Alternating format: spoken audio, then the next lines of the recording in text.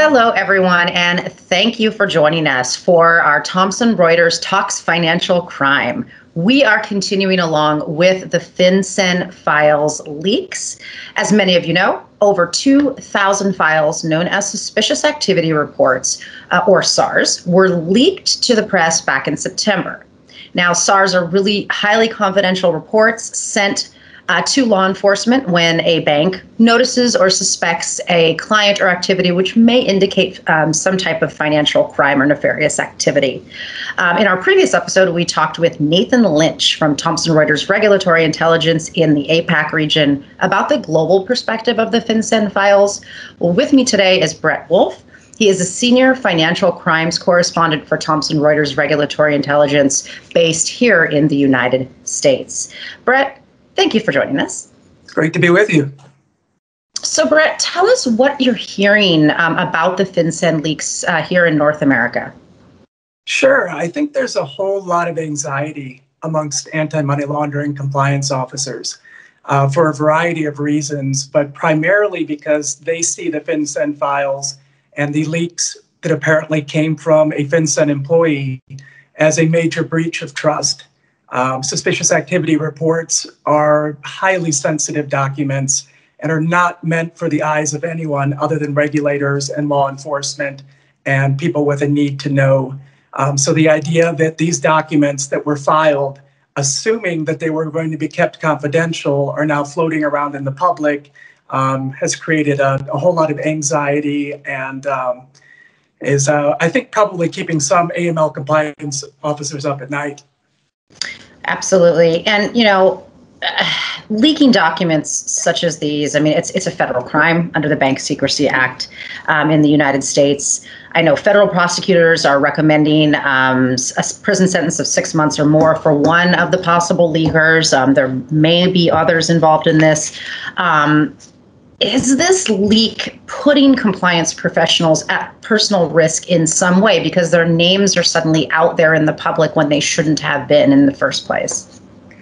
Well, certainly in parts of the world where they might not have the degree of rule of law that there are in certain other areas, I think there's certainly potential risk of physical harm to compliance officers if their names get out there, because these documents typically include a compliance officer who includes their name and contact information in case law enforcement needs additional information. So the idea that that is getting out there and potentially could be seen by nefarious individuals, very dangerous individuals, certainly creates a risk for compliance officers. And with regard to the up to a 6-month sentence, for one of the individuals that is thought to have been the source of these documents leaked.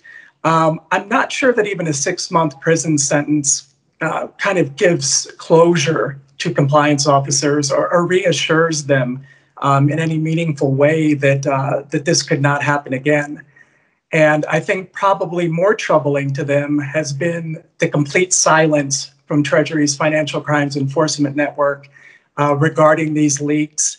And more importantly, any protections that have been put into place to prevent similar data leakage in the future.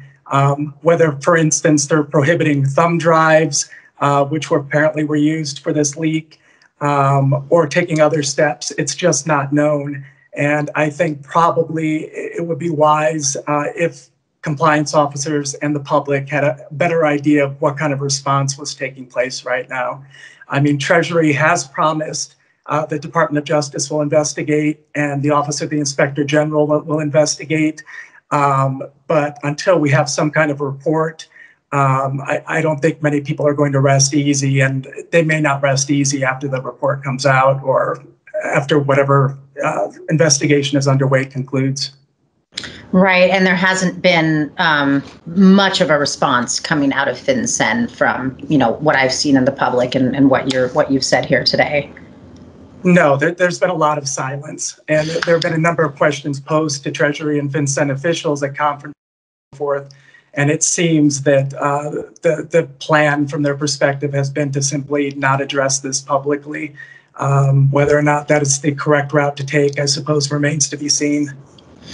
So Have you been hearing, or do you believe that, these reports, which are really meant for law enforcement's eyes and those who are authorized to read these reports, is this going to create a chilling effect on the reporting process? I mean, do compliance professionals now need to start writing SARs with the idea that it could be, for a public audience out there in the world?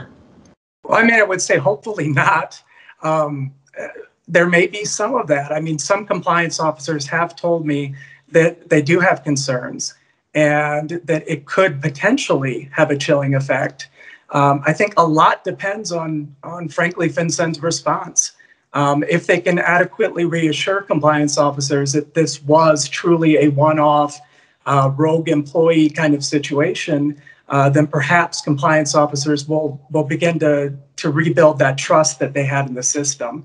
But that trust at this point is all but gone. And that it's going to take time, and it's probably going to take some kind of work on Treasury's part to restore that.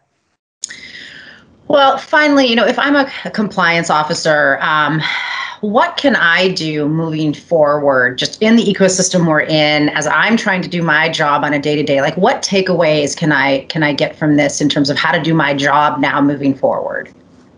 Yeah, I mean, that is a very difficult question. I don't think that these leaks necessarily change the way AML compliance needs to take place, because financial institutions still need to meet their obligation to file suspicious activity reports.